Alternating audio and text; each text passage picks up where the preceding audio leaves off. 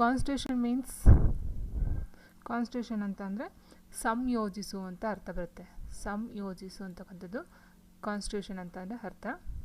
ಈ ಸಂಯೋಜಿಸು ಅನ್ನೋ ಪದದ ಅನ್ನು ಇಟ್ಕೊಂಡು ನಾವು ಕಾನ್ಸ್ಟಿಟ್ಯೂಷನ್ ಅಂತ ಹೇಳ್ತೀವಿ. ಸೊ ಇನ್ನು ಸಂವಿಧಾನ ಅಂದರೆ ಏನು ಅಂದರೆ ಒಂದು ದೇಶದ ಮೂಲಭೂತ ಕಾನೂನು ಮತ್ತು ರಾಜಕೀಯ ದಾಖಲೆಯನ್ನು ಸಂವಿಧಾನ ಅಂತ ಹೇಳ್ತೀವಿ. ಇದರ ಜೊತೆಗೆ ರಾಜ್ಯಶಾಸ್ತ್ರ ಪಿತಾಮಹ ಯಾರು ಅಂತ ಹೇಳಿದರೆ ಅರಿಸ್ಟಾಟಲ್ ಅಂತ ಏನು ಹೇಳ್ತೀವಿ. ಸೊ ರಾಜ್ಯಶಾಸ್ತ್ರ ಪಿತಾಮಹ ಅರಿಸ್ಟಾಟಲ್ ಅವರ ಪ್ರಕಾರ ರಾಜ್ಯದ ಆಡಳಿತ ಮತ್ತು ಅಧಿಕಾರವನ್ನು, ಅದರಲ್ಲಿಯೂ ಪರಮಾಧಿಕಾರವನ್ನು ವ್ಯವಸ್ಥಿತಗೊಳಿಸುವುದು ಸಂವಿಧಾನ ಅಂತ ಹೇಳ್ತಾರೆ. ರಾಜ್ಯದ ಆಡಳಿತ ಮತ್ತು ಅಧಿಕಾರವನ್ನು, ಅದರಲ್ಲಿಯೂ ಪರಮಾಧಿಕಾರವನ್ನು ವ್ಯವಸ್ಥಿತಗೊಳಿಸುವುದೇ ಸಂವಿಧಾನ ಅಂತ ಈ ರಾಜ್ಯಶಾಸ್ತ್ರ ಪಿತಾಮಹ ಅರಿಸ್ಟಾಟಲ್ ಪ್ರಕಾರ ಹೇಳ್ತಾರೆ. ಇನ್ನು ಜನರಲ್ ಆಗಿ ಹೇಳೋದಾದರೆ ದೇಶದ ಮೂಲಭೂತ ಕಾನೂನು ಮತ್ತು ರಾಜಕೀಯ ದಾಖಲೆಯನ್ನು ಸಂವಿಧಾನ ಅಂತ ಹೇಳ್ತಾರೆ. ನೆಕ್ಸ್ಟ್ ಸಂವಿಧಾನವು ಪೌರರ ಹಕ್ಕು, ಕರ್ತವ್ಯಗಳು, ಸರಕಾರ ಮತ್ತು ಪ್ರಜೆಗಳ ನಡುವಿನ ಸಂಬಂಧವನ್ನು ತಿಳಿಸುವಂಥ ಒಂದು ಮಹತ್ವದ ದಾಖಲೆಯಾಗಿರುತ್ತದೆ. ಸರಿನಾ? ಸೊ ಇಷ್ಟು ಸಂವಿಧಾನದ ಬಗ್ಗೆ. ಇನ್ನು ನೆಕ್ಸ್ಟ್ ನೋಡೋದಾದರೆ ನಾವು 16ನೇ ಶತಮಾನದಲ್ಲಿ ಸಂವಿಧಾನ ಎಂಬ ಪದವನ್ನು ಪ್ರಥಮ ಬಾರಿಗೆ ಎರಡನೇ ಹೆನ್ರಿ ಅವರು ಬಳಸ್ತಾರೆ. ಸೊ 16ನೇ ಶತಮಾನದಲ್ಲೇ ಸಂವಿಧಾನ ಅನ್ನೋ ಪದವನ್ನು ಪ್ರಥಮ ಬಾರಿಗೆ ಬಳಸ್ತಕ್ಕಂಥವ್ರು ಎರಡನೇ ಹೆನ್ರಿ ಅವರು. ನೆಕ್ಸ್ಟು ಜಗತ್ತಿನ ಅತ್ಯಂತ ಹಳೆಯ ಸಂವಿಧಾನ ಅಂದರೆ ಸ್ಯಾನ್ ಮರಿನೋ ಸಂವಿಧಾನ ಅಂತ ಹೇಳ್ತಾರೆ. ಸ್ಯಾನ್ ಮರಿನೋ ಸಂವಿಧಾನ ಜಗತ್ತಿನ ಅತ್ಯಂತ ಹಳೆಯ ಸಂವಿಧಾನ. ನೆಕ್ಸ್ಟ್ ವಿಶ್ವದ ಮೊದಲ ಲಿಖಿತ ಸಂವಿಧಾನ ಬಂದು ಅಮೇರಿಕ ಸಂವಿಧಾನ. ಸೊ ಈ ಸಾರಿ ಎಕ್ಸಾಮಲ್ಲಿ ಕೇಳಿದ್ರು, ಅದು PSI 2015ನೇ ಪೇಪರು, 16 ಇರಬೇಕು. ಅಲಿಖಿತ ಸಂವಿಧಾನ ಯಾವುದು ಅಂತ ಕೊಟ್ಟಿದ್ರು, UK. ಸೊ ಅದರ ಆಪ್ಷನ್ 4 ಕೊಟ್ಟು ಅದು ಕೊಟ್ಟಿದ್ರು ಅಲಿಖಿತ. ಇಲ್ಲಿ ವಿಶ್ವದ ಮೊದಲ ಲಿಖಿತ ಸಂವಿಧಾನ ಯಾವುದು ಅಂತ ಕೇಳಿದರೆ ಅಮೇರಿಕ ಸಂವಿಧಾನ. ಅತ್ಯಂತ ಹಳೆಯ ಸಂವಿಧಾನ ಸ್ಯಾನ್ ಮರಿನೋ ಸಂವಿಧಾನ. ಮೊದಲ ಲಿಖಿತ ಸಂವಿಧಾನ ಒಂದು ಅಮೇರಿಕ ಸಂವಿಧಾನ. ವಿಶ್ವದ ಅತ್ಯಂತ ದೊಡ್ಡ ಸಂವಿಧಾನ ಒಂದು ಆಲ್ಬಮ್ ಸಂವಿಧಾನ. ಇದು ಒಂದು ರಾಜ್ಯಕ್ಕೆ ಸಂಬಂಧಪಟ್ಟಂಥ ಒಂದು ಸಂವಿಧಾನ ಆಗಿದೆ. ವಿಶ್ವದ ಅತ್ಯಂತ ದೊಡ್ಡ ಸಂವಿಧಾನ ಆಲ್ಬಮ್ ಸಂವಿಧಾನ ಅಂತ ಹೇಳಿದ್ದಾರೆ. ಸೊ ಇದ್ರ ಜೊತೆಗೆ ನೀವು ಕೇಳ್ಬೋದು, ಆಲ್ಮೋಸ್ಟ್ ಆಲು ಈ ಕ್ವಶನ್ ರಿಪೀಟ್ ಎಲ್ಲೂ ಆಗಿಲ್ಲ. ಕೇಳೋದೇನಂತ ಅಂದರೆ ವಿಶ್ವದ ಅತಿ ದೊಡ್ಡ ಸಂವಿಧಾನ ಯಾವುದು ಅಂತ ಕೇಳ್ತಾರೆ. ಅದಕ್ಕೆ ಆಲ್ಮೋಸ್ಟ್ ಆಲ್ ಆನ್ಸರ್ ಬಂದು ಭಾರತದ ಸಂವಿಧಾನ ಅಂತ ನಾವು ಆನ್ಸರ್ನ ಮಾಡಬೇಕಾಗುತ್ತೆ. ಬಟ್ ಭಾರತದ ಸಂವಿಧಾನ ಇಲ್ಲ ಅಂತ ಕೊಟ್ಟಾಗ ಒಂದು ವೇಳೆ ಏನಾದರೂ ಕೊಟ್ಟರೆ ಸೊ ನೀವು ಆಲ್ಬಮ್ ಸಂವಿಧಾನ ಅಂತ ಮೆನ್ಷನ್ ಮಾಡಬೇಕಾಗುತ್ತೆ. ಭಾರತ ಸಂವಿಧಾನ ಪಿತಾಮಹ ಬಂದು ಡಾಕ್ಟರ್ BR ಅಂಬೇಡ್ಕರ್ ಅವರಾಗಿರ್ತಾರೆ. ನೆಕ್ಸ್ಟ್ ಭಾರತ ಸಂವಿಧಾನ ಪಿತಾಮಹ ಜೇಮ್ಸ್ ಮ್ಯಾಡಿಸನ್. ನೋಡಿ, ಭಾರತದ ಸಂವಿಧಾನ ಡಾಕ್ಟರ್ BR ಅಂಬೇಡ್ಕರು, ಅಮೇರಿಕ ಸಂವಿಧಾನದ್ದು ಜೇಮ್ಸ್ ಮ್ಯಾಡಿಸನ್ ಅಂತಕ್ಕಂಥವ್ರು ಆಗಿರ್ತಾರೆ. ಇನ್ನು ನೆಕ್ಸ್ಟ್ ನಾವು ಹೊಸ ಸಂವಿಧಾನವನ್ನು ಯಾವಾಗ ರಚನೆ ಮಾಡ್ಬೋದು ಒಂದು ದೇಶಕ್ಕೆ ಅಂತ ಕೇಳಿದಾಗ 3 ಸಂದರ್ಭಗಳಲ್ಲಿ ಒಂದು ದೇಶಕ್ಕೆ ಸಂವಿಧಾನವನ್ನು ರಚನೆ ಮಾಡ್ಬೋದು. ಯಾವ್ಯಾವ 3 ಅಂಶಗಳು ಅಥವಾ ಅಗತ್ಯತೆ ಬಂದಾಗ ಅಂತ ನೋಡೋದಾದರೆ, ಒಂದು ಬೃಹತ್ ಸಾಮಾಜಿಕ ಕ್ರಾಂತಿಯಾದಾಗ, ಒಂದು ಕ್ರಾಂತಿಯಾದಾಗ ಅಥವಾ ಒಂದು ದೇಶದಲ್ಲಿ ಏನಾದ್ರು ಒಂದು ಗಲಾಟೆಗಳು ಉದ್ಭವಿಸಿದಾಗ ಅಥವಾ ಬೃಹತ್ ಸಾಮಾಜಿಕ ಕ್ರಾಂತಿಯಾದಾಗ ಅವನ್ನ ಡಿವೈಡ್ ಮಾಡ್ತಾರೆ. ನೆಕ್ಸ್ಟ್ ಒಂದು ದೇಶ ಪರಕೀಯರ ಆಡಳಿತದಿಂದ ಮುಕ್ತವಾದಾಗ, ಅಂದರೆ ಒಂದು ದೇಶವನ್ನು ಯಾರು ಬೇರೆ ದೇಶ, ಫಾರ್ ಎಕ್ಸಾಂಪಲ್ ಭಾರತವನ್ನು ಬ್ರಿಟಿಷರು ಆಕ್ರಮಣ ಮಾಡ್ಕೊಂಡಿದ್ದಾರೆ. ಸೊ ಆವಾಗ ಅದರಿಂದ ವಿಭಜನೆ ಮಾಡಿದಾಗ ಅವರ ಆಡಳಿತವನ್ನು ತಗ್ಗಿಸಿದಾಗ ಅದಕ್ಕೆ ಒಂದು ಸಂವಿಧಾನನ ಕೊಡ್ತಾರೆ. ನೆಕ್ಸ್ಟು ಸಣ್ಣ ಸಣ್ಣ ಪ್ರಾಂತ್ಯಗಳು ಒಂದುಗೂಡಿ ಒಂದು ಸ್ವತಂತ್ರ ರಾಷ್ಟ್ರ ಉದಯಿಸಿದಾಗ, ಅಂದರೆ ಚಿಕ್ಕ ಚಿಕ್ಕ ಪ್ರಾಂತ್ಯಗಳು ಒಟ್ಟಾರೆ ಸೇರಿ ಅದೊಂದು ದೊಡ್ಡ ಪ್ರದೇಶ ಆದಾಗ ಸೊ ಅದನ್ನು ಒಂದು ಸ್ವತಂತ್ರ ರಾಷ್ಟ್ರವಾಗಿ ಉದಯಿಸ್ತಾರಂತೆ. ಸೊ ಒಟ್ಟು ಟೋಟಲ್ 3 ಸಂದರ್ಭಗಳಲ್ಲಿ, ಒಂದು ಬೃಹತ್ ಸಾಮಾಜಿಕ ಕ್ರಾಂತಿಯಾದಾಗ, ಒಂದು ದೇಶ ಪರಕೀಯರ ಆಡಳಿತದಿಂದ ಮುಕ್ತವಾದಾಗ, ಇನ್ನೊಂದು ಸಣ್ಣ ಸಣ್ಣ ಪ್ರಾಂತ್ಯಗಳು ಒಂದುಗೂಡಿ ಒಂದು ಸ್ವತಂತ್ರ ರಾಷ್ಟ್ರ ಉದಯಿಸಿದಾಗ ಈ ಸಂವಿಧಾನವನ್ನು ರಚನೆಯನ್ನು ಮಾಡಬಹುದು. ಸೊ ನೆಕ್ಸ್ಟ್ ಮೇಲಿನ 2ನೇ ವರ್ಗಕ್ಕೆ ಸೇರಿದ ಭಾರತ ಸಂವಿಧಾನವು ಚುನಾಯಿತ ಸಂವಿಧಾನ ರಚನಾ ಸಭೆಯ ಸದಸ್ಯರಿಂದ ರಚನೆಯಾಗಿದೆ ಅಂತ ಹೇಳಿದರೆ, ನಾವು ಒಂದು ದೇಶ ಪರಕೀಯರ ಆಡಳಿತದಿಂದ ಮುಕ್ತವಾದಾಗ, ಅಂದರೆ ಬ್ರಿಟಿಷರಿಂದ ಮುಕ್ತವಾದಾಗ ಆದಂತಹ ಒಂದು ಸಂವಿಧಾನ. ಹಾಗಾಗಿ 2ನೇ ವರ್ಗಕ್ಕೆ ಸೇರಿದ ಭಾರತ ಸಂವಿಧಾನವು ಚುನಾಯಿತ ಸಂವಿಧಾನ ರಚನಾ ಸಭೆಯ ಸದಸ್ಯರಿಂದ ರಚನೆಯಾಗಿದೆ. ಸೊ ರಚನಾ ಸಭೆಯಿಂದ ಸದಸ್ಯರ ರಚನೆ ಅಂತಂದರೆ ಯಾರು ಬರ್ತಾರಲ್ಲಿ ರಚನಾ ಸಭೆಗೆ ಅಂತ ನೆಕ್ಸ್ಟ್ ನೋಡೋಣ. ನೋಡಿ, ನೆಕ್ಸ್ಟು ಭಾರತ ಸಂವಿಧಾನ ಬೆಳವಣಿಗೆಯ ಹಿನ್ನೆಲೆ ಅಂತ ಹೇಳ್ತಾರೆ. ಭಾರತ ಸಂವಿಧಾನ ಬೆಳವಣಿಗೆಯು ಈ ಕೆಳಗಿನ 4 ಹಂತಗಳಲ್ಲಿ ವಿಂಗಡಿಸಲಾಗುತ್ತೆ. ಫಸ್ಟು ಭಾರತಕ್ಕೆ ಬ್ರಿಟಿಷರ ಆಗಮನ ಆಗುತ್ತೆ. ನೆಕ್ಸ್ಟ್ ಆಮೇಲೆ ಬ್ರಿಟಿಷರ ಆಗಮನ ಆಗಿ ಆ ಒಂದು ಕಂಪನಿಗಳು ಏನು ಬರ್ತಾರೆ, ಪೋರ್ಚುಗೀಸರಾಗಿರ್ಬೋದು, ಡಚ್ಚರಾಗಿರ್ಬೋದು, ಮತ್ತು ಫ್ರೆಂಚರು, ಸೊ ಈ ಥರ ಕಂಪನಿಗಳ ಆಡಳಿತಗಳು ಶುರುವಾಗ್ತವೆ. ನೆಕ್ಸ್ಟ್ ಬ್ರಿಟನ್ ರಾಣಿ ಎಲಿಜಬೆತಿಂದ ಶುರುವಾಗುತ್ತೆ. ನೆಕ್ಸ್ಟ್ ಗಾಂಧೀಜಿಯವರ ಒಂದು ಅಧ್ಯಕ್ಷತೆಯಲ್ಲಿ ಕೆಲವೊಂದು ಇದು ನಡೆಯುತ್ತಲ್ಲ, ಸೊ ಅದು ಒಟ್ಟು 4. ಭಾರತಕ್ಕೆ ಬ್ರಿಟಿಷರ ಆಗಮನ, ಕಂಪನಿ ಆಡಳಿತ, ಬ್ರಿಟನ್ ರಾಣಿ ಆಡಳಿತ, ಗಾಂಧಿಯುಗ. ಸೊ 4 ಹಂತಗಳಲ್ಲಿ ಈ ಭಾರತ ಸಂವಿಧಾನ ಬೆಳವಣಿಗೆಯನ್ನು ಕಂಡುಕೊಳ್ಳುತ್ತೆ. ಸೊ ಮೊದಲಿಗೆ ನಾವು ನೋಡೋದಾದರೆ ಭಾರತಕ್ಕೆ ಬ್ರಿಟಿಷರ ಆಗಮನ. ನೋಡಿ, ಭಾರತಕ್ಕೆ ಬಂದ ಮೊದಲ ಬ್ರಿಟಿಷ್ ವ್ಯಾಪಾರಿಯಿಂದ ಜಾನ್ ಮಿಲ್ಡನ್ ಹಾಲ್ ಅಂತ ಹೇಳ್ತಾರೆ. ಸೊ ನೀವು ಕೇಳಿರ್ಬೋದು, ಪೋರ್ಚುಗೀಸರು ವಾಸ್ಕೋ ಡಿ ಗಾಮ ತನ್ನ ಮೊದಲ ಮಾರ್ಗವನ್ನು ಹುಡುಕೊಂಡು ಬರ್ತಾನೆ ಅಂತ ಹೇಳ್ತಾರೆ. ಸೊ ಅದಕ್ಕೂ ಮೊದಲು ಭಾರತಕ್ಕೆ ಬಂದ ಮೊದಲ ಬ್ರಿಟಿಷ್ ವ್ಯಾಪಾರಿ ಇಲ್ಲಿ ಕೇಳಿರೋದು ಬ್ರಿಟಿಷ್ ವ್ಯಾಪಾರಿ ಜಾನ್ ಮಿಲ್ಟನ್ ಹಾಲ್ ಅಂತಕ್ಕಂಥವ್ರು. ನೆಕ್ಸ್ಟು ಭಾರತದಲ್ಲಿ ಬ್ರಿಟಿಷರ ಮೊದಲ ಹೊಸ ಕೇಂದ್ರ ಬಂದು ಸೂರತ್ ಆಗಿರುತ್ತೆ. ನೆಕ್ಸ್ಟು ಡಿಸೆಂಬರ್ 31, 1600 ಬ್ರಿಟನ್ ರಾಣಿ 1ನೇ ಎಲಿಜಬೆತ್ ಈಸ್ಟ್ ಇಂಡಿಯಾ ಕಂಪನಿಗೆ ಭಾರತದಲ್ಲಿ ವ್ಯಾಪಾರ ಮಾಡಲು ಅನುಮತಿಯನ್ನು ನೀಡ್ತಾಳಂತೆ. 1ನೇ ಎಲಿಜಬೆತ್ ಈಸ್ಟ್ ಇಂಡಿಯಾ ಕಂಪನಿಗೆ 1600ರಲ್ಲಿ ವ್ಯಾಪಾರ ಕೇಂದ್ರವನ್ನು ಸ್ಥಾಪನೆ ಮಾಡೋದಕ್ಕೆ ಅಥವಾ ವ್ಯಾಪಾರ ಮಾಡೋದಕ್ಕೆ ಅನುಮತಿಯನ್ನು ಕೊಡ್ತಾಳೆ. ನೆಕ್ಸ್ಟ್ 1726ರಲ್ಲಿ ಕಂಪನಿಯು ಭಾರತಕ್ಕೆ ತಾನು ವಶಪಡಿಸಿಕೊಂಡ ಪ್ರದೇಶಗಳ ಮೇಲೆ ಕಾನೂನನ್ನು ಮಾಡಲು ಪ್ರಾರಂಭಿಸುತ್ತೆ. ಸೊ ನೆಕ್ಸ್ಟ್ 1757ರಲ್ಲಿ ನಡೆಯುತ್ತೆ ಪ್ಲಾಸಿ ಕದನ ನಡೆಯುತ್ತೆ. 1757 ಪ್ಲಾಸಿ ಕದನ ಏನು ಮಾಡ್ತಾರೆ, ಬಂಗಾಳದ ನವಾಬನನ್ನು ಸೋಲಿಸಿ ಈ ಇಂಗ್ಲೀಷರು ಅಥವಾ ಏನು ಬ್ರಿಟಿಷರು ಹೇಳ್ತೀವಿ, ಸೊ ಅವರು ತಮ್ಮ ಅಧಿಕಾರವನ್ನು ಭದ್ರವಾಗಿ ಭಾರತದಲ್ಲಿ ನೆಲೆಯೂರ್ತಾರೆ. ಸೊ 1757ರಲ್ಲಿ ಬಂಗಾಳದ ನವಾಬನನ್ನು ಸೋಲಿಸ್ತಾರೆ. ಇಲ್ಲಿ ಬಂಗಾಳದ ನವಾಬನನ್ನು ಸೋಲಿಸಿ ಭಾರತದಲ್ಲಿ ಭದ್ರವಾದ ಬುನಾದಿಯನ್ನು ಹಾಕ್ಕೊಳ್ತಾರೆ. 1764ರಲ್ಲಿ ಬಕ್ಸರ್ ಕದನ ನಡೆಯುತ್ತೆ. ಸೊ ಇವೆರಡೂ ಕದನಗಳು ಬ್ರಿಟಿಷರಿಗೆ ಒಂದು ಮೇಜರು ಭಾರತದಲ್ಲಿ ಉಳ್ಕೊಳ್ತಕ್ಕಂಥ ಒಂದು ವ್ಯವಸ್ಥೆಯನ್ನು ಮಾಡಿಕೊಡೋದಕ್ಕೆ ಭದ್ರ ಬುನಾದಿಗಳಾಗ್ತವೆ. ಸೊ ನೆಕ್ಸ್ಟು ಬ್ರಿಟಿಷ್ ಕಂಪನಿ ಆಡಳಿತ ಶುರುವಾಗುತ್ತೆ. 1773ರಿಂದ 1857ರವರೆಗೆ ಭಾರತ ಹಲವಾರು ಕಾಯ್ದೆಗಳು ಜಾರಿಗೆ ಬರ್ತವೆ. ಅದರಲ್ಲಿ ಫಸ್ಟ್ಗೆ 1777ರ ರೆಗ್ಯುಲೇಟಿಂಗ್ ಆ್ಯಕ್ಟ್ ಅಂತಕ್ಕಂಥ ಒಂದು ಕಾಯ್ದೆ ಬರುತ್ತೆ. ನೆಕ್ಸ್ಟ್ 1784ರಲ್ಲಿ ಪಿಟ್ಸ್ ಇಂಡಿಯಾ ಕಾಯ್ದೆ ಬರುತ್ತೆ. 1793 ಚಾರ್ಟರು, 1813 ಚಾರ್ಟರ್ ಕಾಯ್ದೆ, 1833ರಲ್ಲಿ ಒಂದು ಕಾಯ್ದೆ, 1853 ಚಾರ್ಟರ್ ಕಾಯ್ದೆ, ಇಷ್ಟು ಸಹ ಬ್ರಿಟಿಷರ ಒಂದು ಆಡಳಿತದ ಒಂದು ಕಾಯ್ದೆಗಳು ಜಾರಿಯಾಗ್ತವೆ. ಸೊ ನೆಕ್ಸ್ಟ್ ಏನಾಗುತ್ತೆ, ಅದಾದಮೇಲೆ ಬ್ರಿಟನ್ ರಾಣಿ ಆಡಳಿತ ಬರುತ್ತೆ. 1857 ಸಿಪಾಯಿ ದಂಗೆ ನಂತರ ಭಾರತದಲ್ಲಿ ಬ್ರಿಟಿಷ್ ಕಂಪನಿ ಆಡಳಿತ ಕೊನೆಗೊಳ್ಳುತ್ತೆ. ನಂತರ ಬ್ರಿಟನ್ ರಾಣಿ ಏನಿರ್ತಾರೆ ವಿಕ್ಟೋರಿಯಾ ಭಾರತದ ಸರ್ಕಾರದ ಪ್ರಮುಖ ಮುಖ್ಯಸ್ಥೆಯಾಗಿ ಆಗ್ತಾಳೆ. ಸೊ ಅವಾಗಿಂದ ಶುರುವಾಗುತ್ತೆ ಈ ಒಂದು ಇದು. 1858ರ ಭಾರತ ಸರ್ಕಾರ ಕಾಯ್ದೆ, 1861ರ ಭಾರತೀಯ ಪರಿಷತ್ ಅಧಿನಿಯಮ, 1892ರ ಭಾರತೀಯ ಪರಿಷತ್ ಅಧಿನಿಯಮ, 1909ರ ಭಾರತೀಯ ಪರಿಷತ್ ಕಾಯ್ದೆ ಅಂದರೆ ಮಿಂಟೋ ಮಾರ್ಲೆ ಸುಧಾರಣೆ ಅಂತ ಏನು ಹೇಳ್ತೀವಿ. 1885ರಲ್ಲೂ ಒಂದು ಬರುತ್ತೆ, ಯಾವುದಂದರೆ ಭಾರತ ರಾಷ್ಟ್ರೀಯ ಕಾಂಗ್ರೆಸ್ ಉದಯ. ಆವಾಗ ಈ ಒಂದು ಏನೋ ಸಿಪಾಯಿ ದಂಗೆಯಲ್ಲಿ ಈ ಎಲ್ಲ ಇದು ಬರ್ತವೆ, ಸಿಪಾಯಿ ದಂಗೆಯ ಒಂದು ಅಡಿಯಲ್ಲಿ. ಸೊ ಮಿಂಟೋ ಮಾರ್ಲೆ ಸುಧಾರಣೆಗಳು, ಮಾಂಟೆಗೊ ಚೇಮ್ಸ್ಬರ್ಗ್ ಸುಧಾರಣೆಗಳು 1919, ಇದು ಎಕ್ಸಾಮ್ ಕೇಳಿದ್ದು. 1919ರ ಭಾರತ ಸರ್ಕಾರ ಕಾಯ್ದೆಯನ್ನು ಏನೆಂದು ಕರೆಯುತ್ತಾರೆ ಅನ್ನೋದು 2015ರ PSI ಪೇಪರಲ್ಲಿ ಬಂದಿತ್ತು. ಮಾಂಟೆಗೊ ಚೇಮ್ಸ್ಬರ್ಗ್ ಸುಧಾರಣೆಗಳು. 1909ರ ಭಾರತೀಯ ಪರಿಷತ್ ಕಾಯ್ದೆ ಬಂದು ಮಿಂಟೋ ಮಾರ್ಲೆ ಸುಧಾರಣೆಗಳು. ಸೊ ಈ ಥರ ಡಬಲ್ ಏನು ನೇಮ್ ಇದ್ದಾವೆ, ಸೊ ಅದನ್ನು ಕೊಡ್ತಾರೆ ಎಕ್ಸಾಮ್ಸಲ್ಲಿ. ಸೊ ನಾವು ಇದ್ರ ಜೊತೆ ಇನ್ನೂ 1935ರ ಭಾರತ ಸರ್ಕಾರ ಕಾಯ್ದೆ, ಇಷ್ಟು ಬಂದು ಬ್ರಿಟನ್ ರಾಣಿ ಆಡಳಿತದಲ್ಲಿ ಒಳಪಟ್ಟಂಥ ಒಂದು ವ್ಯವಸ್ಥೆ. ಸೊ ನೆಕ್ಸ್ಟ್ ಗಾಂಧಿ ಯುಗ ಬರುತ್ತೆ. ಜನವರಿ 9, 1915ರಂದು ದಕ್ಷಿಣ ಆಫ್ರಿಕಾದಿಂದ ಗಾಂಧೀಜಿಯವರು ಭಾರತಕ್ಕೆ ಬರ್ತಾರೆ. ಸೊ ಅಲ್ಲಿಂದ ಈಚೆಗೆ ಕೆಲವೊಂದು ಘಟನೆಗಳು ಚೇಂಜ್ ಆಗ್ತಾ ಹೋಗ್ತವೆ. 1915ರಲ್ಲಿ ಶಬರಮತಿ ಆಶ್ರಮವನ್ನು ಪ್ರಾರಂಭಿಸ್ತಾರೆ. 1916ರಲ್ಲಿ ರಾಷ್ಟ್ರೀಯ ಕಾಂಗ್ರೆಸ್ ಸೇರಿ 1947ರವರೆಗೆ ರಾಷ್ಟ್ರೀಯ ಚಳುವಳಿಯ ನಾಯಕತ್ವ ವಹಿಸ್ಕೊಳ್ತಾರೆ. ನೆಕ್ಸ್ಟು ಗಾಂಧಿ ಯುಗದಲ್ಲಿ ನಡೆದ ಪ್ರಮುಖ ಘಟನೆಗಳು ಅಂತ ಹೇಳಿದರೆ ಚಂಪಾರಣ್ಯ ಸತ್ಯಾಗ್ರಹ 1917ರಲ್ಲಿ, ಅಹಮದಾಬಾದ್ ಹತ್ಯೆಗಿರಣಿ ಹೋರಾಟ 1918ರಲ್ಲಿ, ಜಲಿಯನ್ ವಾಲಾಬಾಗ್ ದುರಂತ ಏಪ್ರಿಲ್ 13, 1919, ಅಸಹಕಾರ ಚಳುವಳಿ 1920ರಿಂದ 1922. ಸೊ ಇದಕ್ಕೂ ಮೊದಲು ಏನಂತ ಹೇಳಿದರೆ 1857 ಏನು ಸಿಪಾಯಿ ದಂಗೆ ನಡೆಯುತ್ತೆ. ಸೊ ಅದರ ನಂತರ ಏನು ಮಾಡ್ತಾರೆ, ಕೆಲವೊಂದು ಜನಗಳು ಚಳುವಳಿಯ ಮುಂದಾಳತ್ವವನ್ನು ವಹಿಸ್ಕೊಳ್ತಾರೆ. ಅದರಲ್ಲಿ ಕ್ರಿಸ್ತ ಶಕ 1885 ಏನಿರುತ್ತೆ ಈ ಡೇಟು, ಈ ಟೈಮು. ಸೊ ಇದರಲ್ಲಿ ಭಾರತ ರಾಷ್ಟ್ರೀಯ ಕಾಂಗ್ರೆಸ್ಸಿನ ಉದಯವಾದ ನಂತರ ಸ್ವಾತಂತ್ರ್ಯ ಚಳುವಳಿಗೆ ಒಂದು ರಾಷ್ಟ್ರೀಯ ವೇದಿಕೆಯನ್ನು ಕಲ್ಪಿಸ್ತಾರೆ. 1885 ಭಾರತ ರಾಷ್ಟ್ರೀಯ ಕಾಂಗ್ರೆಸ್ ಸ್ಥಾಪನೆ ಐತೆ. ಸೊ ಇದರಲ್ಲಿ ಏನಾಗುತ್ತೆ, ಇದರ ಒಂದು ನಾಯಕತ್ವವನ್ನು ಮಂದಗಾಮಿಗಳು ವಹಿಸ್ಕೊಳ್ತಾರೆ. ಮಂದಗಾಮಿಗಳು ಯಾರ್ಯಾರು ಬರ್ತಾರೆ, ಸೊ ಮಂದಗಾಮಿಗಳು ಅಂತ ಹೇಳಿದಾಗ ನಾವು ದಾದಾಬಾಯಿ ನವರೋಜಿ, ಶಿರೋಜ್ ಶಾ ಮೆಹ್ತಾ, ಆನಂದ ಚಾರ್ಲು, KT ತೇಲಗು, ಗೋಪಾಲಕೃಷ್ಣ ಗೋಖಲೆ ಇಂಥ ಒಂದು ಮಂದಗಾಮಿಗಳು ಈ ಒಂದು ನಾಯಕತ್ವವನ್ನು ವಹಿಸ್ಕೊಳ್ತಾರೆ 1885ರಲ್ಲಿ ಭಾರತ ರಾಷ್ಟ್ರೀಯ ಕಾಂಗ್ರೆಸ್ಸಲ್ಲಿ. ಇದಾದ ನಂತರ ಏನು ಮಾಡ್ತಾರೆ, 1905ರಲ್ಲಿ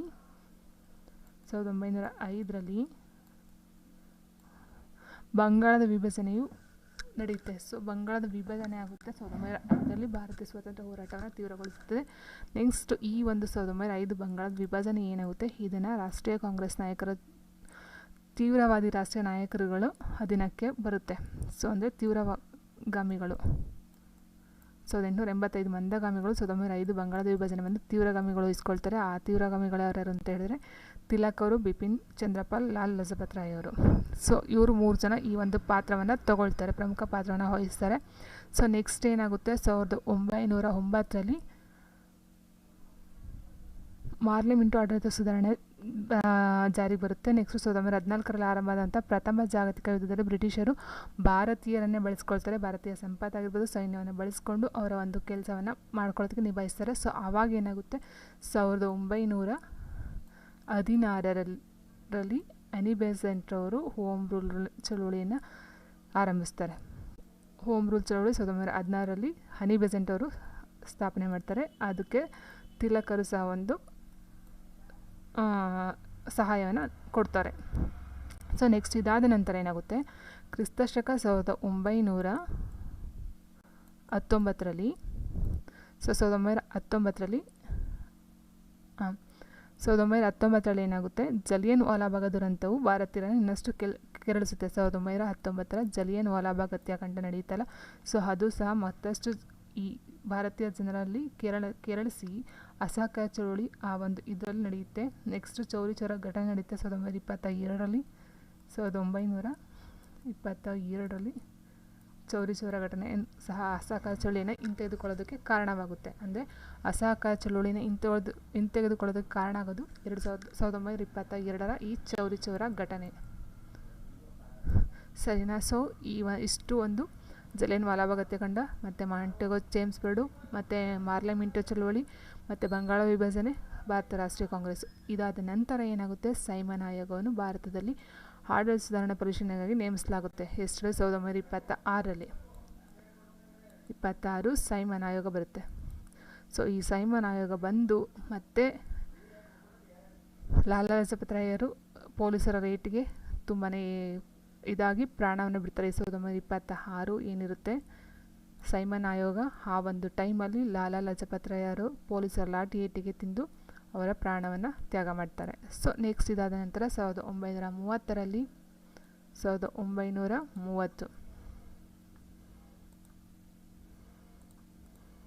1930ರಲ್ಲಿ ಏನಾಗುತ್ತೆ, ಗಾಂಧೀಜಿಯವರು ಉಪ್ಪಿನ ಸತ್ಯಾಗ್ರಹವನ್ನು ಆರಂಭಿಸ್ತಾರೆ. 1930ರಲ್ಲಿ ಉಪ್ಪಿನ ಸತ್ಯಾಗ್ರಹವನ್ನು ಆರಂಭನೆ ಮಾಡ್ತಾರೆ.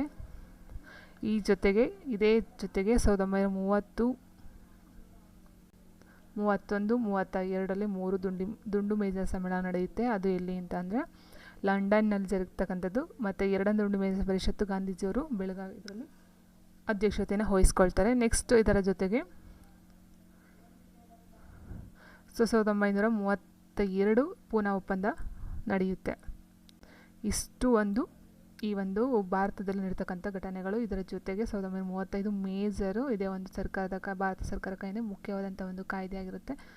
ಈ 1935 ಏನಿದೆ, ಈ ಕಾಯ್ದೆಯು ಪ್ರಾಂತೀಯ ಸರ್ಕಾರಗಳಿಗೆ ಸ್ವಾಯತ್ತತೆಯನ್ನು ನೀಡುತ್ತೆ. 1937ರಲ್ಲಿ ಚುನಾವಣೆಯೂ ಸಹ ನಡೆಯುತ್ತೆ. 1939ರಲ್ಲಿ ಪ್ರಾರಂಭವಾದಂಥ 2ನೇ ಜಾಗತಿಕ ಯುದ್ಧದಲ್ಲಿ ಬ್ರಿಟಿಷರು ಭಾರತೀಯರ ಒಪ್ಪಿಗೆ ಇಲ್ಲದೆ ಸೇರಿದ್ದರಿಂದ ಕಾಂಗ್ರೆಸ್ನ ಪ್ರಾಂತೀಯ ಮಂತ್ರಿಮಂಡಲಗಳು ಸಾಮೂಹಿಕವಾಗಿ ರಾಜೀನಾಮೆಯನ್ನು ನೀಡ್ತವೆ. ಸೊ ಅಂದರೆ ಇಲ್ಲಿ 2ನೇ ಏನು ಮಹಾಯುದ್ಧ ನಡೆಯುತ್ತೆ, ಅದರಲ್ಲಿ ಭಾರತದ ಒಂದು ಜನರನ್ನೇ ಸಹ ಬೆಳೆಸ್ಕೊಂಡು ಸಂಪತ್ತನ್ನು ಬೆಳೆಸ್ಕೊಂಡವರು ಯುದ್ಧವನ್ನು ಮಾಡ್ತಾರೆ. ಬಟ್ ಇಲ್ಲಿ ಭಾರತೀಯರಿಗೆ ಒಪ್ಪಿಗೆ ಇಲ್ಲದೇ ಇದ್ದ ಕಾರಣ ಇವರು ಏನು ಮಾಡ್ತಾರೆ, ಕೆಲವೊಂದು ಮಂತ್ರಿಮಂಡಲಗಳು ಸಾಮೂಹಿಕವಾಗಿ ರಾಜೀನಾಮೆಯನ್ನು ನೀಡ್ತವೆ. ನೆಕ್ಸ್ಟ್ ಏನಾಗುತ್ತೆ, ಕ್ರಿಸ್ತಶಕ 1940 ಆಗಸ್ಟ್ 8ರಂದು ಈ ಒಂದು ಆಗಸ್ಟ್ ಪ್ರಸ್ತಾವನೆ ಅಂತಕ್ಕಂಥದ್ದು ಮುಂದಿಡ್ತಾರೆ. ಸೊ ಈ ಒಂದು ಆಗಸ್ಟ್ ಪ್ರಸ್ತಾವನೆಯಲ್ಲಿ ಏನಾಗುತ್ತೆ, 1940ರಲ್ಲಿ ಆಗಿನ ವೈಸ್ರಾಯಿ lord Lin ಲಿಥಗೋ ಅಂತಕ್ಕಂಥವ್ರು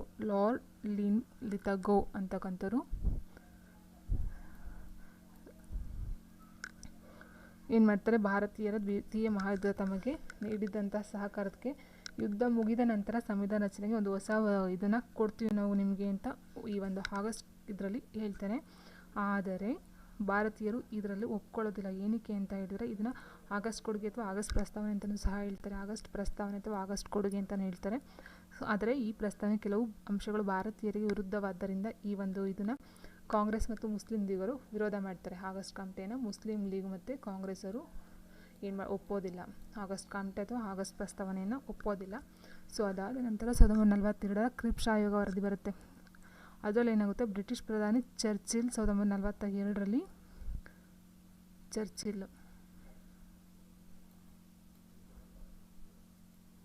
Churchill ಅಂತಕ್ಕಂಥವ್ರು 1942ರಲ್ಲಿ sir Stafford ಕ್ರಿಪ್ಸ್ನ ನೇತೃತ್ವದಲ್ಲಿ ಚರ್ಚಿಲ್ ಅಂತಕ್ಕಂಥ ಪ್ರಧಾನಿ 1942ರಲ್ಲಿ ಇನ್ನೂ ಒಂದು ನಿಯೋಗವನ್ನು ಭಾರತಕ್ಕೆ ಕಳಿಸ್ಕೊಡ್ತಾರೆ. ಬಟ್ ಅದರಲ್ಲೂ ಸಹ ಭಾರತೀಯರಿಗೆ ಕೆಲವೊಂದು ಇದು ಶಿಫಾರಸುಗಳು ಭಾರತೀಯರಿಗೆ ವಿರುದ್ಧವಾದ್ದರಿಂದ ಈ ಒಂದು ಕ್ರಿಪ್ಸ್ ಆಯೋಗನೂ ಸಹ ಜಾರಿಗೆ ಬರೋದಿಲ್ಲ. ಇದಾದ ನಂತರ ಕ್ಯಾಬಿನೆಟ್ ಮಿಷನ್ ಬರುತ್ತೆ. 1946ರ ಕ್ಯಾಬಿನೆಟ್ ಆಯೋಗ ಬರುತ್ತೆ. ಇದು ಒಂದು 1946ರಲ್ಲಿ ಜುಲೈ ತಿಂಗಳಲ್ಲಿ ಬರುತ್ತೆ. ಜುಲೈ ತಿಂಗಳು 1946ರಲ್ಲಿ ಬರುತ್ತೆ. ಈ ಸಮಿತಿ ರಚನಾ ಸಮಿತಿಯ ಸ್ಥಾಪನೆಗೆ ಚುನಾವಣೆಗಳು ನಡೀತವೆ. ಸೊ ನೆಕ್ಸ್ಟ್ ಇದಾದಮೇಲೆ 1947ರ ಮೌಂಟ್ ಬ್ಯಾಟನ್ ಯೋಜನೆ ಬರುತ್ತೆ. 1947 ಭಾರತ ಸ್ವಾತಂತ್ರ್ಯ ಕಾಯ್ದೆ ಬರುತ್ತೆ. ಸೊ ನೋಡಿ ಇಲ್ಲಿ ಮೌಂಟ್ ಬ್ಯಾಟನ್ ಅಂತ ಕ್ಯಾಬಿನೆಟ್ ಆಯೋಗ ಅಂತ ಏನು ಹೇಳೋದು, ಇದು ಬಂದು ಸಂವಿಧಾನ ರಚನಾ ಸಮಿತಿಯ ಸ್ಥಾಪನೆಗೆ ಆಗ್ತಕ್ಕಂಥ ಒಂದು ಚುನಾವಣೆ ಇಲ್ಲಿ ಬರುತ್ತೆ ಕ್ಯಾಬಿನೆಟ್ ಆಯೋಗ ವರದಿಲಿ. ಸೊ ಅದನ್ನು ನೆಕ್ಸ್ಟ್ ಮುಂದೆ ಹೇಳ್ತೀನಿ ನಾನು. ನಂತರ ಭಾರತ ಬ್ರಿಟಿಷರು ಜಾರಿಸಿಕೊಂಡ ಮೊಟ್ಟ ಮೊದಲ ಕಾಯ್ದೆ ಅಂದರೆ 1773ರ ರೆಗ್ಯುಲೇಟಿಂಗ್ ಕಾಯ್ದೆ. ರೌಲತ್ ಕಾಯ್ದೆ ಬಂದು 1919. ನೆಕ್ಸ್ಟ್ ಭಾರತದ ಮೊದಲ ಬಂಗಾಳದ ಗವರ್ನರ್ ಜನರಲ್ ಆಗಿದ್ದರು ಲಾರ್ಡ್ ವಾರ್ನ ಹೇಸ್ಟಿಂಗ್ಸು. ನೆಕ್ಸ್ಟ್ ಮೊದಲ ಭಾರತದ ಗವರ್ನರ್ ಜನರಲ್ ನೋಡಿ, ಭಾರತದ ಮೊದಲ ಬಂಗಾಳದ ಗವರ್ನರ್ ಜನರಲ್ ಬಂದು ಲಾರ್ಡ್ ಹೇಸ್ಟಿಂಗು. ಮೊದಲ ಭಾರತ ಗವರ್ನರ್ ಜನರಲ್ ಬಂದು ಲಾರ್ಡ್ ವಿಲಿಯಂ ಬೆಂಟಿಕ್ ಆಗಿರ್ತಾರೆ. ನೆಕ್ಸ್ಟ್ ಭಾರತ ಮೊದಲ ವೈಸ್ರಾಯ್ ಲಾರ್ಡ್ ಕ್ಯಾನಿಂಗ್, ಅಂದರೆ ಇವರು ಭಾರತ ಮೊದಲ ವೈಸ್ರಾಯ್ ಆಗಿರುತ್ತೆ ಮತ್ತು ಭಾರತದ ಕೊನೆಯ ಗವರ್ನರ್ ಜನರಲ್ ಸಹ ಲಾರ್ಡ್ ಕ್ಯಾನಿಂಗ್ ಆಗಿರ್ತಾರೆ. ನೆಕ್ಸ್ಟ್ ಭಾರತ ಪ್ರಥಮ ರಾಜ್ಯ ಕಾರ್ಯದರ್ಶಿ ಬಂದು ಲಾರ್ಡ್ ಸ್ಲ್ಯಾನಿ ಅಂತಕ್ಕಂಥದ್ದು. ನಾಗರಿಕ ಸೇವಾ ಪರೀಕ್ಷೆ ಪಾಸಾದ ಮೊದಲ ಭಾರತೀಯ ಬಂದು ಸತ್ಯೇಂದ್ರನಾಥ ಟ್ಯಾಗೋರು. UPSC ಏನಿದೆ ಸೊ ಅದರ ಒಂದು ಮೊದಲು ಪಾಸ್ ಮಾಡ್ತಕ್ಕಂಥದ್ದು ಸತ್ಯೇಂದ್ರನಾಥ್ ಟ್ಯಾಗೋರು. ನೆಕ್ಸ್ಟ್ ವೈಸ್ರಾಯರ ಕಾರ್ಯಕಾರಿ ಮಂಡಳಿಗೆ ಆಯ್ಕೆಯಾದ ಮೊದಲ ಭಾರತೀಯರು ಬಂದು ಸತ್ಯೇಂದ್ರನಾಥ ಸಿನ್ಹಾ ಅಂತಕ್ಕಂಥವ್ರು. ನೆಕ್ಸ್ಟ್ ಭಾರತದ ಬ್ರಿಟಿಷರು ಜಾರಿಗೊಳಿಸಿದ ಮೊದಲ ಶೈಕ್ಷಣಿಕ ಕಾಯ್ದೆ ಬಂದು 1813ರ ಚಾರ್ಟರ್ ಕಾಯ್ದೆ ಆಗಿರ್ತದೆ. ಮೊದಲ ಶೈಕ್ಷಣಿಕ ಕಾಯ್ದೆ ನೋಡಿ, ಶೈಕ್ಷಣಿಕ ಕಾಯ್ದೆ 1813ರ ಚಾರ್ಟರ್ ಕಾಯ್ದೆ. ನೆಕ್ಸ್ಟ್ ಕ್ರಿಪ್ಸ್ ಆಯೋಗದ ವರದಿಗಳನ್ನು ಮಹಾತ್ಮ ಗಾಂಧೀಜಿಯವರು ಏನಂತ ಹೇಳ್ತಾರೆ, ಮುಳುಗುತ್ತಿರುವ ಬ್ಯಾಂಕಿನ ಪೋಸ್ಟ್ ಡೇಟೆಡ್ ಚೆಕ್ ಅಂತ ಈ ಒಂದು ಕ್ರಿಪ್ಸ್ ಆಯೋಗದ ವರದಿಯನ್ನು ಮಹಾತ್ಮ ಗಾಂಧೀಜಿಯವರು ಹೇಳ್ತಾರಂತೆ. ನೆಕ್ಸ್ಟ್ ಭಾರತದ ಸಂವಿಧಾನ ನೀಲನಕ್ಷೆ ಎಂದು ಕರೆಯಲ್ಪಡುವ ಕಾಯ್ದೆ ಬಂದು 1935ರ ಭಾರತ ಸರ್ಕಾರ ಕಾಯ್ದೆ. ಏನಕ್ಕೆ ಅಂತಂದರೆ ಭಾರತದ ಆಲ್ಮೋಸ್ಟ್ ಆಲ್ ಸಂವಿಧಾನವನ್ನು 1935ರ ಭಾರತ ಸರ್ಕಾರ ಕಾಯ್ದೆಯಿಂದಲೇ ಆರಿಸಿಕೊಳ್ಳಲಾಗಿದೆ ಅಂತೆ, ಹಾಗಾಗಿ ಅದನ್ನು ನೀಲನಕ್ಷೆ ಅಂತ ಹೇಳ್ತಾರೆ. ಸೊ ನೆಕ್ಸ್ಟು ಭಾರತ ಸಂವಿಧಾನ ರಚನಾ ಸಭೆ ನಾನು ಹೇಳಿದ 1946 ಕ್ಯಾಬಿನೆಟ್ ಮಿಷನ್ ಅಲ್ಲಿ ಏನು ಒಂದು ರಚನಾ ಸಮಿತಿ ನಡೆಯುತ್ತೆ, ಅಲ್ಲೊಂದು ಚುನಾವಣೆ ಆಗುತ್ತೆ ಅಂತ. ಸೊ ಅದರ ನೆಕ್ಸ್ಟ್ ವರದಿ ಇಲ್ಲಿದೆ ನೋಡಿ. 1934ರಲ್ಲಿ ಮೊದಲ ಬಾರಿಗೆ ಸಂವಿಧಾನ ರಚನಾ ಸಭೆ ಅಗತ್ಯತೆಯನ್ನು ಪ್ರತಿಪಾದಿಸಿದವರು MN ರಾಯ್ ಅಂತಕ್ಕಂಥವ್ರು. ಅಂದರೆ 1946ಗಿಂತ ಮೊದಲು 1934ರಲ್ಲೇ ಈ ಸಂವಿಧಾನದ ರಚನಾ ಸಭೆಯ ಬಗ್ಗೆ ಅಗತ್ಯವನ್ನು ಪ್ರತಿಪಾದಿಸಿದವರು MN ರಾಯ್ ಅವರಾಗಿರ್ತಾರೆ. ನೆಕ್ಸ್ಟು ಸ್ವತಂತ್ರ ಭಾರತಕ್ಕೆ ಬಂದ ಸಂವಿಧಾನವನ್ನು ರಚಿಸಲು ಶಿಫಾರಸು ಮಾಡಿದ ಆಯೋಗ ಬಂದು ಕ್ಯಾಬಿನೆಟ್ ಆಯೋಗ. 1946ರ ಒಂದು ಕ್ಯಾಬಿನೆಟ್ ಆಯೋಗ. ಸೊ ನೋಡಿ ನೆಕ್ಸ್ಟು ಕ್ಯಾಬಿನೆಟ್ ಆಯೋಗದ ಶಿಫಾರಸಿನಂತೆ ಸಂವಿಧಾನ ರಚನಾ ಸಭೆಗೆ 1946 ಜುಲೈ ತಿಂಗಳಲ್ಲಿ ಚುನಾವಣೆಗಳು ನಡೀತವೆ. ಈ ಚುನಾವಣೆಯಲ್ಲಿ ಒಟ್ಟು 389 ಜನರು ಇರ್ತಾರೆ. 389 ಜನರಲ್ಲಿ 296 ಜನ ಬ್ರಿಟಿಷರು ಇರ್ತಾರೆ. ಸೊ ಬ್ರಿಟಿಷ್ ಇಂಡಿಯಾ ಪ್ರಾಂತ್ಯದಿಂದ 292, ಕಮಿಷನರೇಟ್ ಪ್ರಾಂತ್ಯದಿಂದ 4, ಒಟ್ಟು 296 ಜನ ಬ್ರಿಟಿಷ್ ಇಂಡಿಯಾದವರು. ನೆಕ್ಸ್ಟ್ ದೇಶೀಯ ಸಂಸ್ಥಾನಗಳಿಂದ 93 ಜನ, ಒಟ್ಟು 289 ಜನ ಸದಸ್ಯರುಗಳು ಇರ್ತಾರೆ ಈ ಒಂದು ಸಂವಿಧಾನ ರಚನಾ ಸಭೆಯ ಸದಸ್ಯರು. ನೆಕ್ಸ್ಟು 1947ರಲ್ಲಿ ಭಾರತ ವಿಭಜನೆ ನಂತರ ಸಂವಿಧಾನ ರಚನಾ ಸಭೆಯ ಸದಸ್ಯರ ಸಂಖ್ಯೆ ಬಂದು ಬ್ರಿಟಿಷ್ ಇಂಡಿಯಾ ಬಂದು 229, ದೇಶೀಯ ಬಂದು 70 ಜನ ಆಗ್ತಾರೆ. ನೆಕ್ಸ್ಟು ಈ ಸಂವಿಧಾನ ರಚನಾ ಸಭೆ ಅಸ್ತಿತ್ವಕ್ಕೆ ಬಂದ ದಿನ ಅಂದರೆ ಡಿಸೆಂಬರ್ 6, 1946ರಲ್ಲಿ ಈ ಒಂದು ಅಸ್ತಿತ್ವಕ್ಕೆ ಬರುತ್ತೆ. ಪ್ರಥಮ ಸಭೆ ಬಂದು ಡಿಸೆಂಬರ್ 9, 1946. ಸೊ ಇದು ಡಿಸೆಂಬರ್ 8 ಅಂತಲೂ ಕೊಡ್ಬೋದು, ಡಿಸೆಂಬರ್ 9 ಅಂತಲೂ ಕೊಡ್ಬೋದು, ಒಂದೊಂದು ಬುಕ್ಸಲ್ಲಿ ಒಂದೊಂದು ಥರ ಇದೆ. ಸೊ ನೆಕ್ಸ್ಟ್ ದ್ವಿತೀಯ ಸಭೆ ಬಂದು ಡಿಸೆಂಬರ್ 11, 1946ರಲ್ಲಿ ನಡೆಯುತ್ತೆ. ನೆಕ್ಸ್ಟ್ ಏನಾಗುತ್ತೆ ಇಲ್ಲಿ ಅಂತ ಅಂದರೆ ಈ ಒಂದು ರಚನಾ ಸಭೆಯಲ್ಲಿ ತಾತ್ಕಾಲಿಕವಾಗಿ ಸಚ್ಚಿದಾನಂದ ಸಿನ್ಹಾ ಅಂತಕ್ಕಂಥವ್ರು ತಾತ್ಕಾಲಿಕವಾಗಿ ಅಧ್ಯಕ್ಷತೆಯನ್ನು ವಹಿಸ್ತಾರೆ ನೋಡಿ. ಇದು ತೃತೀಯ ಸಭೆ ಒಂದು ಡಿಸೆಂಬರ್ 13, 1946ರಲ್ಲಿ ನಡೆಯುತ್ತೆ. ಈ ಒಂದು ಹಂಗಾಮಿ ಸದಸ್ಯರಾಗಿ ಸಚ್ಚಿದಾನಂದ ಸಿನ್ಹಾ ಅಂತಕ್ಕಂಥವ್ರು ಈ ಒಂದು ಅಧ್ಯಕ್ಷರಾಗಿ ಆಯ್ಕೆಯನ್ನು ಆಗ್ತಾರೆ, ಹಂಗಾಮಿಯಾಗಿ ಪರ್ಮನೆಂಟ್ ಆಗಂತೂ ಅಲ್ಲ. ಸೊ ನೆಕ್ಸ್ಟ್ ಏನಾಗುತ್ತೆ, ಸಂವಿಧಾನ ರಚನಾ ಸಭೆ ಕಾಯಂ ಅಧ್ಯಕ್ಷರಾಗಿ ಡಾಕ್ಟರ್ ಬಾಬು ರಾಜೇಂದ್ರ ಪ್ರಸಾದ್ ಅವರು ಆಯ್ಕೆ ಆಗ್ತಾರೆ. ಹಂಗಾಮಿಯಾಗಿ ಸಚ್ಚಿದಾನಂದ ಸಿನ್ಹಾ ಅವರು, ಕಾಯಂ ಅಧ್ಯಕ್ಷರಾಗಿ ಡಾಕ್ಟರ್ ಬಾಬು ರಾಜೇಂದ್ರ ಪ್ರಸಾದ್ ಅವರು ಆಯ್ಕೆ ಆಗ್ತಾರೆ. ನೆಕ್ಸ್ಟ್ ಇದರ ಉಪಾಧ್ಯಕ್ಷರಾಗಿ HC ಮುಖರ್ಜಿ ಅವರು ಆಯ್ಕೆ ಆಗ್ತಾರೆ. ನೆಕ್ಸ್ಟ್ ಈ ಕಾನೂನು ಸಲಹೆಗಾರರಾಗಿ BN ರಾವ್ ಅವರು ಈ ಒಂದು ಸಂವಿಧಾನ ರಚನಾ ಸಭೆಯ ನೇಮಕದ ಕಾನೂನು ಸಲಹೆಗಾರರಾಗಿ ನೇಮಕ ಆಗ್ತಾರೆ. ನೆಕ್ಸ್ಟ್ ಸಂವಿಧಾನದ ಕರಡು ಸಮಿತಿ ಅಧ್ಯಕ್ಷರು ಬಂದು ಡಾಕ್ಟರ್ BR ಅಂಬೇಡ್ಕರ್ ಅವರು. ಇವರು 29/8/1947 ಇವರು ಡಾಕ್ಟರ್ BR ಅಂಬೇಡ್ಕರ್ ಅಧ್ಯಕ್ಷತೆಯನ್ನು ವಹಿಸ್ಕೊಳ್ತಾರೆ. ಸೊ ನೆಕ್ಸ್ಟ್ ಏನಾಗುತ್ತೆ ಇಲ್ಲಿ,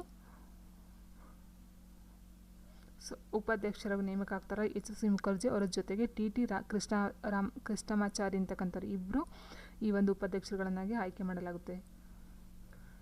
HC ಮುಖರ್ಜಿ ಮತ್ತು TT ಕೃಷ್ಣಮಾಚಾರಿ ಅಂತಕ್ಕಂಥವ್ರು ಇಬ್ಬರನ್ನ ಉಪಾಧ್ಯಕ್ಷರಾಗಿ ಆಯ್ಕೆ ಮಾಡ್ತಾರೆ. ನೆಕ್ಸ್ಟ್ ಕರಡು ಸಮಿತಿ ಅಧ್ಯಕ್ಷರು ಡಾಕ್ಟರ್ BR ಅಂಬೇಡ್ಕರ್ ಇವರ ನೇತೃತ್ವದ ಒಂದು ಸಮಿತಿಯು ಸಹ ರಚನೆಯಾಗುತ್ತೆ. ರಚನೆ ಆದಾಗ ಒಟ್ಟು ಅಲ್ಲಿ ಗೋಪಾಲಕೃಷ್ಣ ಅಯ್ಯಂಗಾರು, ಅಲ್ಲಾಡಿ Krishnaswamy ಅಯ್ಯರು, KM Munshi, Mohammed ಸದುಲ್ಲಾ, N Madhavrao, TT Krishnachari ಅಂತಕ್ಕಂಥ 6 ಜನರ ಒಂದು ಸದಸ್ಯತ್ವದಲ್ಲಿ ಈ ಒಂದು ಸಮಿತಿ ರಚನೆಯಾಗುತ್ತೆ. 6 ಜನ ಸದಸ್ಯರುಗಳು. ಸೊ ನೆಕ್ಸ್ಟ್ ಏನಾಗುತ್ತೆ, ಈ ಸಮಿತಿ 1948 ತನ್ನ ಕರಡನ್ನು ಸಂವಿಧಾನ ರಚನಾ ಸಭೆಗೆ ಸಲ್ಲಿಸುತ್ತೆ. ಆಗಸ್ಟ್ 29, 1947 ಈ ರಚನೆಯ ಆದಂತಹ ವರ್ಷ ಆಗಿರುತ್ತೆ.